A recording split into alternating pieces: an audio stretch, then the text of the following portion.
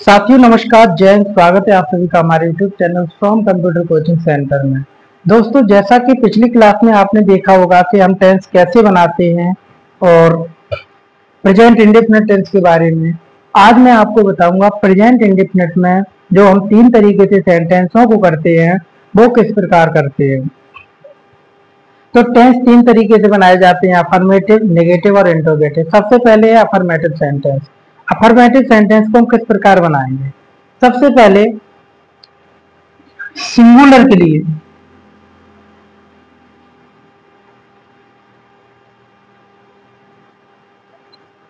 के लिए जो फॉर्मूला है वो है subject plus verb plus S या ईएस। ये भी बताऊंगा एस या ईएस की जगह लगाया जाता है, और ऑब्जेक्ट। और प्लूरल के लिए जो फॉर्मूला है वो है subject plus verb plus object. इन दो फॉर्मूला को आपको देखना। सबसे पहले मैं लिखता हूं,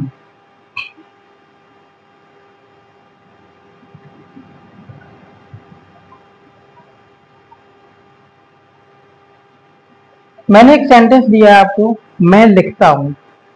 सबसे पहले तो आपको पहचान देखनी है। जिन वाक्यों के अंत में ता है, ती है, ते है आदि शब्द आते हैं वो प्रेजेंट इंडेफिनिट टेंस होता है। अब आ जाओ कर्ता। कर्ता सिंगुलर है या प्लूरल है। तो आई वी यू दे हमने प्लूरल के बारे में बताया था, और ही से इट सिंगुलर के बारे में बताया था। अब जो हमारा कर्ता है वो है प्लूरल। तो प्लूरल के लिए क्या फॉर्मूला है?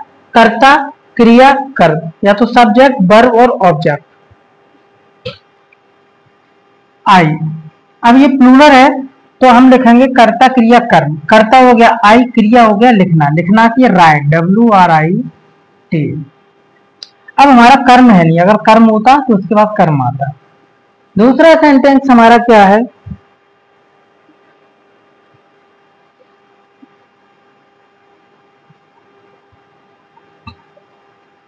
दूसरा सेंटेंस हमारा रिया एक मधुर गाना गाती है।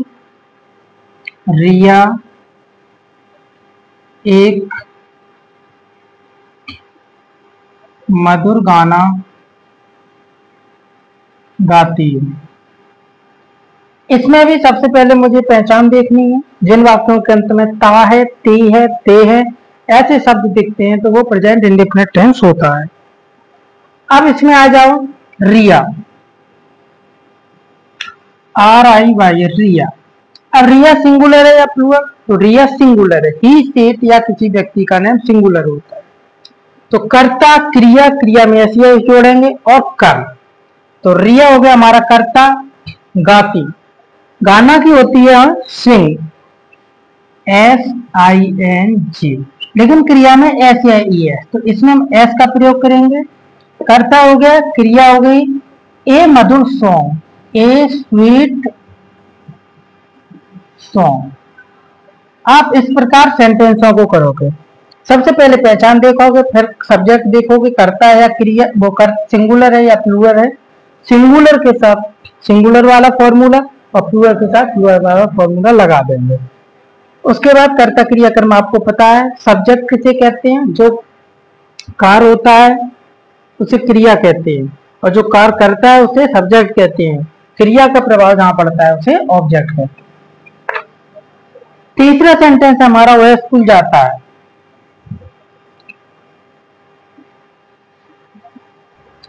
तीसरा सेंटेंस है हमारा वह स्कूल जाता है। ये सभी बच्चे करके दिखाएंगे वह स्कूल जाता है। इसमें भी देखिए ता है, ती है ऐसे शब्द आ गए तो प्रेजेंट इंडेफिनिट। और इसमें क्या है? सी, वह स्कूल जाता है, ही आएगा ही। अब ही सिंगुलर है तो सिंगुलर के लिए फॉर्मूला है कर्ता क्रिया, क्रिया में से यस और कर्म। ही गोज, कर्ता हो गया ही, क्रिया हो गया जाना, लेकिन ऐसे यस लगेगा, गोज टू स्कूल। इस प्रकार मुझे करना है। चौथा सेंटेंस है हमारा, वे अपना पाठ याद करते हैं।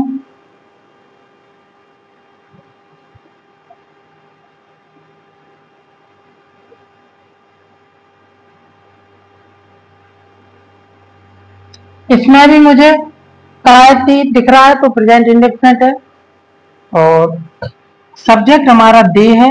अब दे, आई वी यू दे हमारा प्लूरल है, तो इसमें हमारा फॉर्मूला जो होगा वो कर्ता क्रिया और कर्म का होगा। दे याद करना, कर्ता हो गया दे, वे अपना पाठ याद करते हैं, कोई व्यक्ति है वो अपना पाठ याद करना है, याद करना की होती है लर्न। कर्ता हो गया दे लर्न, याद करना, दे लर्न, देर माने होता है अपना, लेसन माने होता है पाठ। पांचवा सेंटेंस जो हमारा है, मैं एक पत्र लिखता हूं।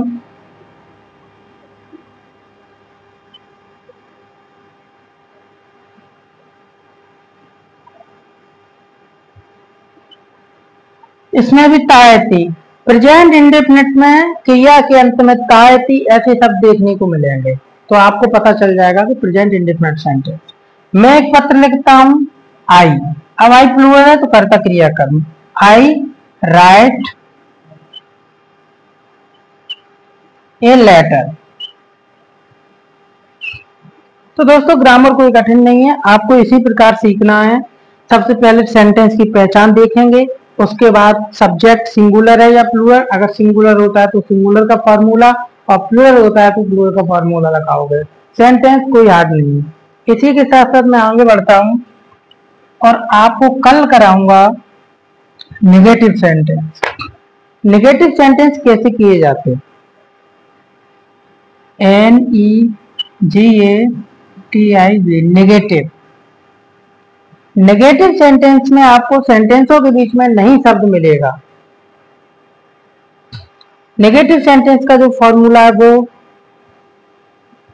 सिंगुलर का क्या है, SINGULAR। सिंगुलर के लिए दिया गया है subject SUBJECT, subject plus does not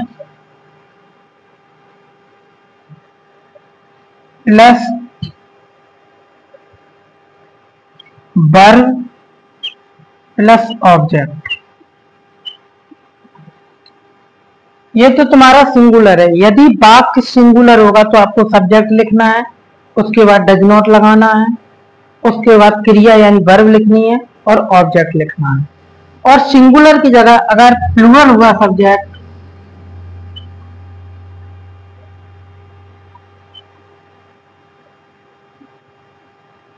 तो प्लूरल के लिए आपको लिखना है subject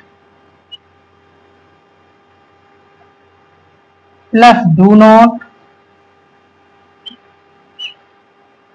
plus verb plus object.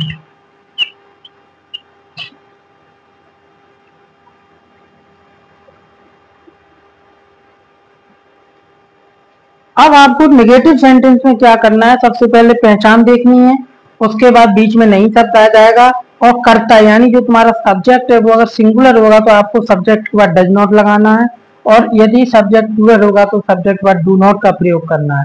इसी प्रकार कल की वीडियो में मैं कराऊंगा आपको नेगेटिव सेंटेंस, और एक सेंटेंस में आपको बता दे रहा हूं, बाकी के आप सभी लोगों को करना है। जैसे पहला सेंटेंस है, अनु स्कूल नहीं जाती है। अनु स्कूल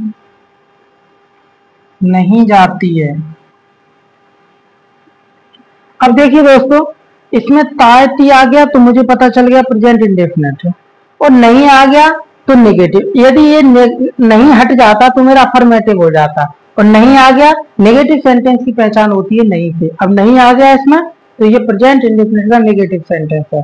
अब आ जाइए कर्ता। कर्ता अनु, मैंने बोला था ही सी इट या किसी व्यक्ति का नाम सिंगुलर होता है, तो सिंगुलर के लिए सिंगुलर वाला फॉर्मूला, सब्जेक्ट, सब्जेक्ट के बाद डज नॉट, वर्ब, उसके बाद ऑब्जेक्ट। अनु डज नॉट, अनु तो देखिए सब्जेक्ट सिंगुलर है इसलिए अनु लिख दिया है, सिंगुलर के साथ डज नॉट है, और प्लूरल होता तो do not. Anu does not go to school, इस प्रकार आपको बाकी की सेंटेंस करनी है। कल के वीडियो में मैं नेगेटिव सेंटेंस पूरा करा दूंगा। आज के लिए फिलहाल इतना ही। जय हिंद, जय भारत।